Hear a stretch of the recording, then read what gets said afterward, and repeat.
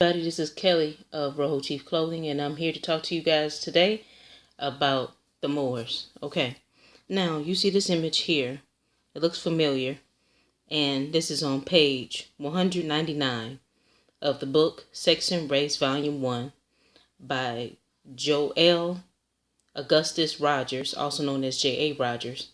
And he was more so like a Afrocentric African history type of writer.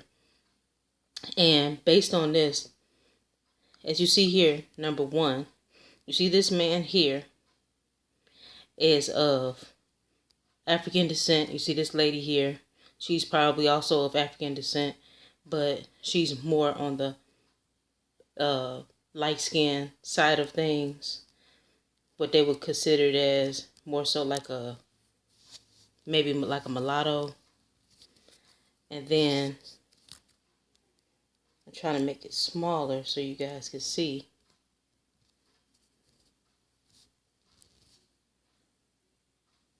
Let's see here.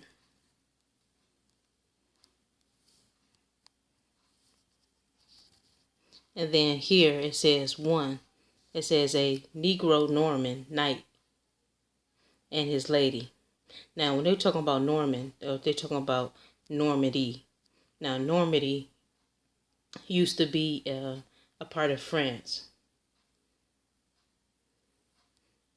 And as you see here, let's see. Then it says here two. It says two, the arms of a noble Evesham family, the noble Zuguri family of Italy. Now you see that? Those are Moor heads. That's what they call that. And you see I'm giving a close up. Zuguri. Now that's Italy. That's on the coat of arms. Those Moor heads. Now, on page 198 of the book Sex and Race by Joel Augustus Rogers, also known as J.A. Rogers, at the bottom, he gives reference to Ancient and Modern Britons, Volume 1, from pages 21, 121, 131, and Volume 2 of page 17, 20, 87, and 102, and 107. Okay? Now, it says here, it says, Providences of Scotland were Woli, and supreme ruler of these times became for a time a paramount king of the transmarine Scotland. We see that one of the black people, the Moors of the Romans, in the person of the king of Alban in the 10th century, history knows him as Kenneth, sometimes as Dub, and as Niger. We know as historical fact that Niger Dub has lived and reigned over certain black divisions of our islands, and probably white divisions also, and that a race known as the Sons of the Black succeeded him in history, meaning came after him. That's what they mean. It says these Negroes, he adds, were bred out just as a Negro finally disappears by mating with the whites only, so that no ethnologist could detect the presence of other blood. And he adds, yet in both cases the male descendants will bear their surname first given to their remote ancestors, a surname signifying the black man. McRitchie continues, you may see faces of distinctly Mongolian and even Negroid castes and families, those pedigree may be traced for many generations without disclosing the slightest hint of extra British blood. So far as complexion goes, there can be no doubt as to the presence of a vast infusion of colored blood. There are, of course, no living Britons who are as black as Negroes, but some are as dark as mulattoes, mean like fair skin. It says, and many darker than Chinese, to regard ourselves in the mass as a white people, except in the comparative degree, is quite a mistake. McRitchie gives the names of several of these Negro families who Names are famous in English history and American history too. One of these is the celebrated Douglas, one of the ancestors of the present royal family of Britain. J.A. Ringrose says the founder of his family, about the year 770 in the reign of Salvanthius, king of the Scots, Donald Bane of the Western Isles, having invaded Scotland and routed the royal army, a man of rank and figure, came seasonably with his followers to the king's assistance. He renewed the battle and obtained a complete victory over the invader. The king, being anxious to see the man who had done him such a single service, he was pointed out to him by his color or complexion and Gaelic language. Shaltu du Glash, behold the black, or the swarthy colored man, from which he obtained the name Shaltu the Douglas. McRitchie points out further that the best proof of the Negro origin of some of these noble British families are the thick-lipped Moors, or their coat of arms. Some of these families are still named Moor, Moore. Berry Encyclopedia Heritica says Moor's head, spelled Oor, apostrophe S. Head is the heraldic term for the head of a black or Negro man.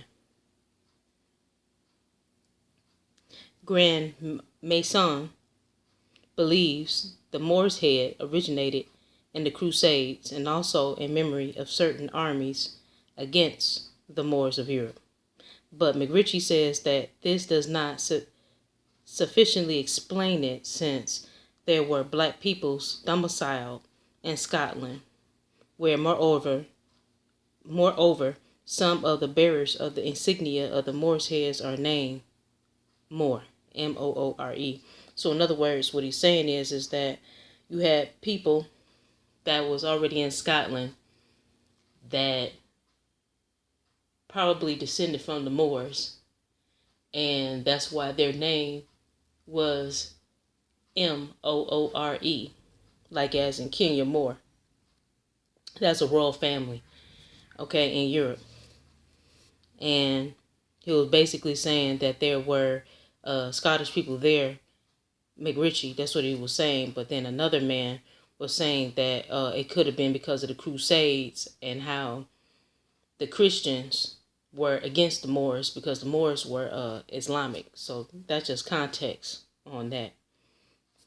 So anyways, it says others are the Earl of Annesley and Morrison Bell of Otterburn. According to Burke's Peerage, the coat of arms of the Marquis of Londonderry consists of a Moor wreathed with temples, arg, as holding in the exterior hand of shield, and the last garnished or charged with the sun and splendor gold.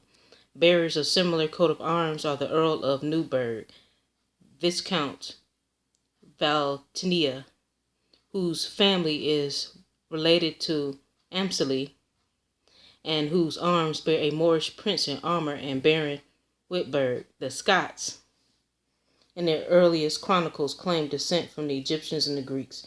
And I told you guys already about that part, about Scotta and her husband, Galios. But Galios had descended from a Hebrew by the name of Zara. And Zara was supposed to have been the son of Judah. So that's what they're referring to. And that information, I found that online. And also David McRitchie also had spoken about that in his book as well, in Ancient and Modern Britons, Volume 1. Okay. And it says, our Holinshed and Scottish Chronicle. So they say that our Holinshed and the Scottish Chronicle had mentioned the Egyptians and the Greeks. But those Greeks that they were talking about was actually people of Hebrew descent. by way of Galios, and his marriage with Princess Skada, which they believe that Princess Skada was actually the firstborn daughter of Akhenaten and Nefertiti. And the firstborn daughter of Akhenaten and Nefertiti was Mary Aten. Okay? So, anyways, reference, it says, referring to John Fordun, who wrote the first formal history of Scotland in the 4th century after death. The leading features of the early history of Scotland, as told by Fordun. In his 5 books are these: the Scots derive their origin from Galios, the son of Neolus, king of Greece, who went to Egypt in the days of Moses, where he married Skada, the daughter of Pharaoh, king of Egypt, and led the Scots from thence to Spain. And from this country several colonies went to Ireland. McRitchie says that the Egyptians should have colonized Italy, Iberia. And Iberia is the Hebrew name for basically Spain and Portugal, because that used to be called the Iberian Peninsula when it comes to the Hebrews. And I talked about that in my video when I was talking about King Zara as being one of the ancestors in the McAlpine bloodline, right? And so, and they said also the Egyptians were on the Isles of Austraemenes and the British Isles before the days of Julius Caesar. And we know Julius Caesar was I believe a Roman. So they said that basically the Egyptians, or the people they call Egyptians today, in today's time, right? The people who had migrated originally from Atlantis, according to the Greeks, because that's what they told the Greeks, that they came from Atlantis, the Egyptians. And we know that Atlantis is actually a Masonic code word for America. Okay, so basically, the Egyptians was basically told their contemporaries, their Greek contemporaries at that time, that they came from Atlantis, which is America, basically. Okay, just giving context. And so it says that all of these should have originally called themselves Rome, or Romani, from the Coptic word of man. This is a theory supported by a considerable number of facts. Negroes were well received at the Scottish court, McRitchie says. In 1501, one of the king's minstrels was Peter the Morin, and then they spell it a little different, Moryen, or Moor, Moor.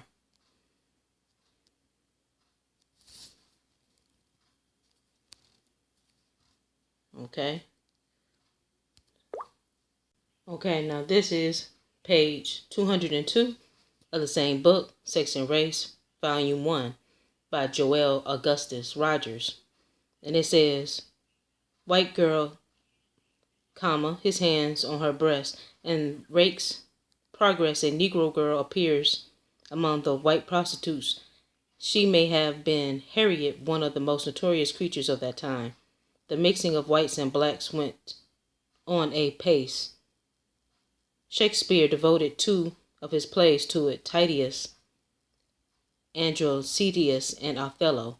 In The Merchant of the Venice, he explains Negroes twice, one of the Negro women, who is with child by a white man, and shall answer that better to the Commonwealth than you can be getting up to the Negro's belly. The Moor is with child by you, Lancelot, and a Moorish prince who seeks the hand of the heroine. In the 2 Gentlemen of Verona, he uses the Old English proverb, a black man's jewel and a fair woman's eyes, as follows. My face is black, but pearls are fair, and the old saying is, black men are pearls to beauteous ladies' eyes. Certain critics maintain that black here means character, but Shakespeare says face is black. It is very likely that Shakespeare himself had a Negro sweetheart named Lucy Negro, and the sonnet He praises black beauty, and in 144 speaks of a woman colored ill, with were tens of thousands of Negroes in England in his day. In the picture of the tournament given by Henry VIII to Catherine of Aragon, one of the trumpeters, is a Negro. The blacks were called blackamoors. Now, this is when they use the word Moor as a descriptive to talk about the people of color, whether they were really of North African descent or they were just people that happened to be people of color that looked like Moors. Therefore, they call them Moorish, to be like a Moor, but not really. That's what Moorish means.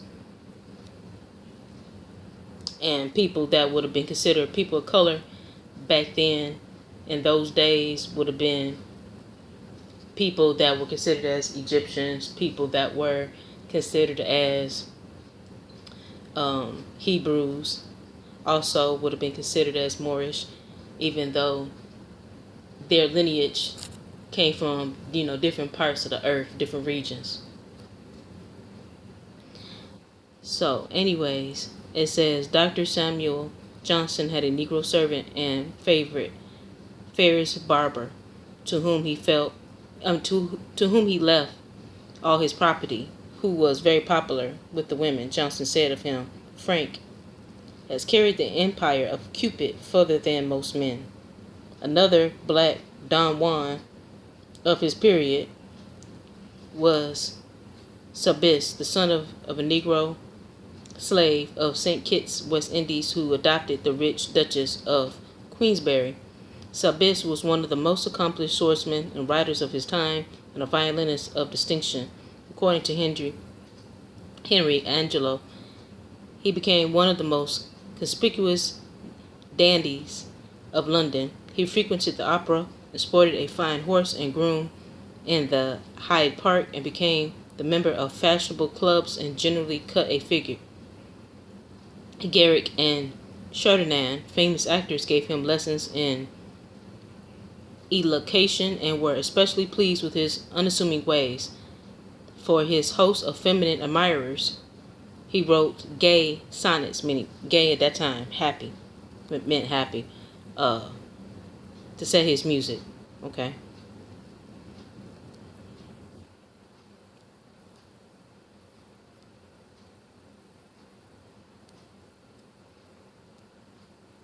And here's the coat of arms. It said the coat of arms of Earl Dorikita.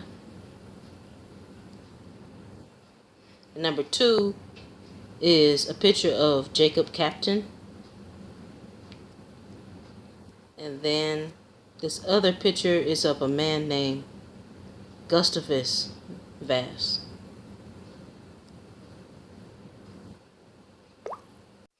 Okay, the word Moor, M-O-R, has succeeded Mare, M-A-R-E, M-E-E-R, M-O-R, and M-U-I-R. The ocean itself, therefore, the word M-O-R and its variants was primarily the sea and gave its name to a nation of sea rovers. Or if it was the case reversed, the sea became associated with the name of the great seafaring race, then the wider vista opens out before us that there has been much written about the mere men and water people of the subject, to usually treated mythologically, although capable, I venture to think, of being interpreted realistically. The origin of Maurus, M-A-U-R-U-S, must, however, disregarded here, our attention turn more directly to the dwellers among the moors and marshes, whether they gave their name to these places or were so styled because they inhabited them. They were at a rate known as Moors, M-O-O-R-S. That is to say, this became the general pronunciation given to the word. The original root seems likelier to have been M-O-R, as seen as Cornish, Armorican, and other languages. Jameson and his Scottish dictionary says of the word Moriva, spelled M-O-R-I-A-V-E, defined by him as a black, swarthy, resembling a Moor. This word has certainly been used in Old English, as Cotgrave gives it at the sense. And then it says, skipping down, another English word of this root is Moori, spelled Murrey, meaning dark red or copper color. The country of Moravia is said to receive its name from its chief river, Moravia, March, or anciently Marus, spelled Marus, and its first known inhabitants are stated to have been people of Quadi, who emerged in the 5th century as the Gaul and Hispania, the river Moravia, the Moor River, whether Ava regarded as Celtic or Gothic in a language older than the either. It is unreasonable to conjecture that Quadi, who went into France and Spain, may have borne the name Mor, the other having given them outsiders vice versa. They seem to have been known to the Romans against whom they fought by the first of these names. Lampere gives several nations bearing names beginning with Mor, the Mori, Morei, or the Morisens in India, and Moruni in the country also. The people of Belgic Gaul or the shores of the British Ocean. Mori or Mauritania, spelled Mauri, of Mauritania, which is Mauritania, are perhaps the most notable examples of the nation bearing it the name.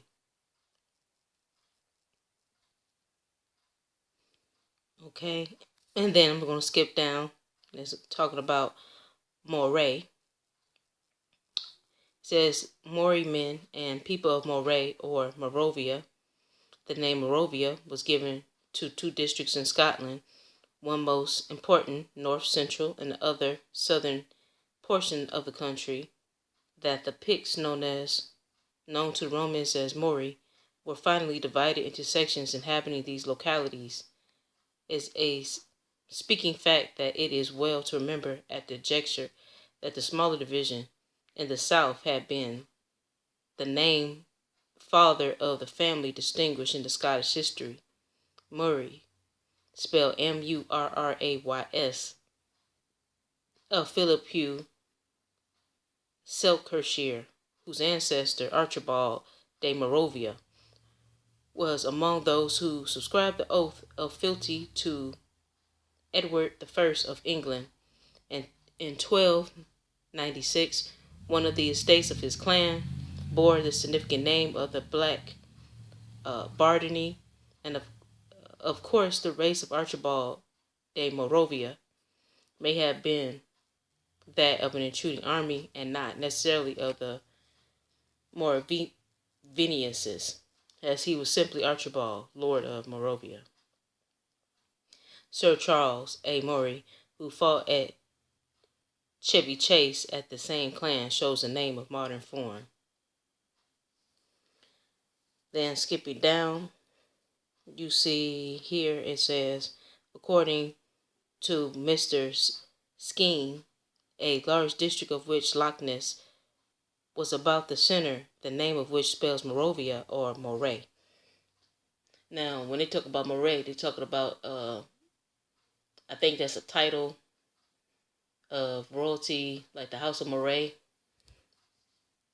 okay, which I believe is connected to the royal house of McBean or McBain, that one of Kenneth McAlpin's daughters had married a king that had the last name of McBain or McBean.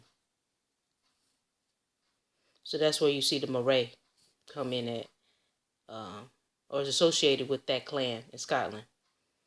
So it says the northern Morinese were wild and turbulent race, and some seeps of them are remembered as the Moray rebels. having been apparently almost constant rebellion through the 10th, the 11th, and 12th century, although others of them proved loyal to the Celtic kings. They appear to have been finally subdued by Malcolm IV in the year of 1160. Before time, they were, as I have said, in a chronic state of rebellion. Malcolm MacDonald, more correctly Malcolm, son of Donald, spelled Domnall, king of Alban, was killed by them in the year 954. While endeavoring to quell them then in revolt. The learned historian of the Celtic Scotland, the Pictish Chronicle, tells us that the men of Moor slew him at Forrich, now Fetriso, in the parish of Fordun, Kincard, Denshire, but the latter chronicles remove the scene of his death farther north and state that he was slain at Ullern by the Moravians, or the people of Moray. St. Burchett, however, places it at the Pictish Chronicle in the parish of Fordun.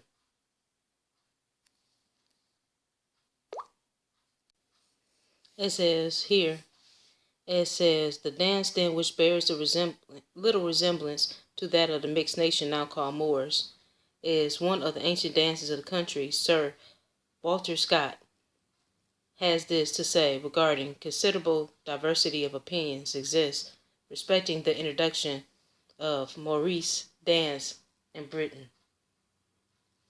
It says the name points it out as a Moorish origin, so popular that the leaping kind of dancing of many centuries been in this country, that when Handel was asked to point out the peculiar taste in dancing and music of several nations of Europe, to the French he ascribed the minute, to the Spaniard the saraband, and Italian the arteria, the English the hornpipe, or the Maurice dance, so that it was actually regarded as the national dance of our country. England has never been invaded from Morocco during the historic time, nor even in this day the property of the people of Morocco. It is peculiarly British, and yet of a Moorish origin, yes, but the date of introduction into Britain by the Moors was the date of landing of the Pictish people, whensoever that may have been. Our language still remains the memory of their presence under this name. In Shakespeare's time, the audience at the Globe accepted the word as being a black man, and either then or later on, a tautologically extended into Blackamoor. The common people of the country are not likely to have known much about the ultra-British Moors, and he put that in quotation marks, not enough at that rate to have had the word an everyday term for a black man, nor can Moors of heraldry be explained significantly by the theory of the founders of families bearing Moors as supporters and Moors' heads as crests. Moors, in quotation marks, of heraldry and tradition. It says, won their spurs in assisting the Spaniards to expel their Moors, meaning they get rid of the Moors, the people that had invaded Spain from North Africa. It says the bearing is too common among ancient coats to admit of this explanation. The heraldic representation of a Moor or Negro man does not suggest Granada, meaning that it's no connection. It's no connection to the Moors that was in Spain and in the area of Granada. It says the features are ugly and irregular, and the hair, though longer than that of a pure Negro, is woolly. The head is encircled by a fillet or chaplet and there are pearls pendant from the ears. The complexion is, of course, black. Such men are indifferently styled Moors and Saracens. That was another word that they used kind of like interchangeably with Moor. Saracens. Their presence is the admirable bearings of ancient families can only be due to the cause of which made savages, wild men, woodmen so common among the supporters of North of old North European and especially Scottish shields, the exploits of the founder of the family and long conflicts with the people of the heathenists.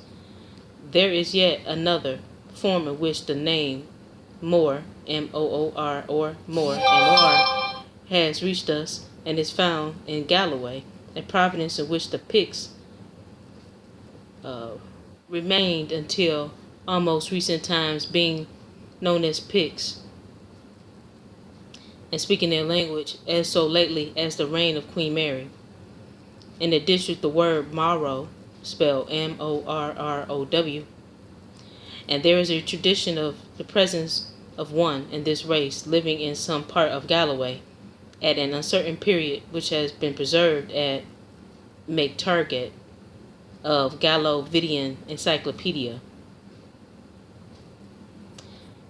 The strangling specimen, probably one of the last unmixed blood, does not impress us unfavorably, as others of his race would possess a similar characteristic. It is easy to see why they were remorselessly hunted down.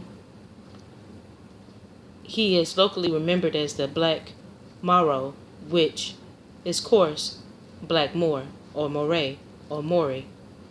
Tradition has him as a blackamoor.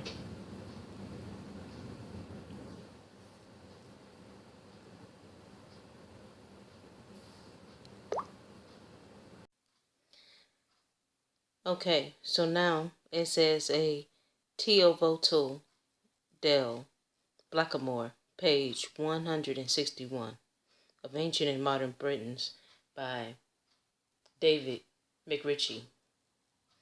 It says of Highland and Welsh, I fancy of Irish tales in which there are numerous evidence that the blacks were not always enemies, there is no lack, and this cannot be wondered at, since it is a peculiar locations of Ireland, Scotland, and Wales that the black blood shows itself in the most emphatically to the present day, but even in other neighborhoods were a manifold of tokens of this phase. For example, among the floating literature that used to delight the rustics of the bygone days, those coarsely executed and often coarsely worded tracts once hawked throughout the country, also known as the penny chapbooks.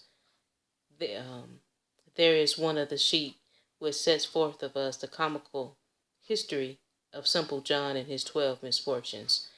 With John and his misfortunes, we need have nothing to do, but his wife is deserving of some transitionary notice, for her father is usually introduced as a black butcher on Teatot's side, and the physical attributes of his daughter are quite in accordance of her lineage. Therefore, the black butcher of Tevivodale may have been taken as a representative of the peaceable, prosaic workaday blackamoor, just as a wild and savage gypsy represents the fiercer qualities of the race. An epoch of the simple John is not revealed by anything in the narrative. We can only say that this particular black man lived before now, as the Gaelic phrase is, but he and his like must have been very numerous at one period, for had all their kindred shared their ferocious nature of the one-time gypsy, these British Micmacs. Now, Micmac, that's an American Indian tribe, Micmacs. But they said they was in Britain, so they said the British Micmacs will be now the only survivors that their outnumbering white-skinned enemies had left. And the Malakori of today would only number a few thousands. But the traces of our black ancestry are visibly extended in hundreds of surnames. It says some of these denote complexion, others do so, but indirectly. The first class includes a great many. There are clans, the Ruari, spelled R-U-A-R-I, and Dougal, spelled D-O-U-G-A-L, spelled Dubagil, which is spelled D-U-B-G-A-I-L-L, or black strangers in their own genealogy. There are also variants of Dub, which means black, which is spelled D-U-B-H, such as Duff and Dow, D-O-W, Macduff, M-A-C-D-U-F-F, and others. There are Dons, D-O-N-N-S, Cars, C-A-R-R-S, Dow, Drags, D-A-R-G-S, with their equivalent, Dunns, D-U-N-N-S, Browns, Grays, and Blacks. All of these are color names showing a black or tawny ancestor. So also is the name Dub Glass, spelled originally as D-U-B-H-G-L-A-S, or Douglas. Literally means black swarthy, or that of Mori, M-U-R-R-A-Y, with its kindred forms of M-O-R-E, M-O-R-E, but these only were the original names, do not signify Demorvia, whether in Latin or Gaelic. Such of the kind of names that directly point to a distinct from the Moors. Those that do indirectly, nothing need to be said here. But in saying this, it is not meant that such names nowadays necessarily indicate that bearers of them had one or more Pictish ancestors, because it is well known that the surname of the feudal superior was given, in many cases, of his vassals, though wholly unconnected by blood. Consequently, many of the unwilling followers of a black oppressor might transmit to their descendants a surname that denoted a complexion of vastly different from their own, nor it is to be supposed either that a real descendant of a black or a Macduff of necessity be found in the ranks of the dark whites, for the patronymic indicates nothing more than a distinct and certain individual, one ancestor of Midrids.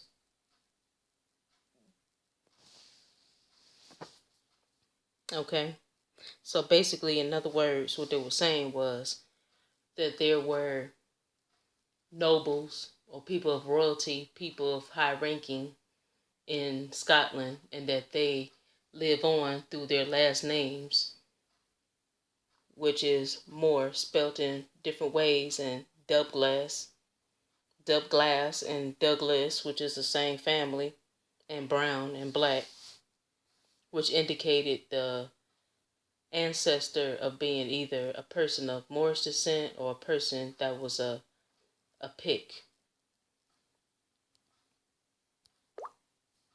Please like this video if you haven't already, and hit the subscribe button and hit the notification bell to know when I drop a new video. Thanks.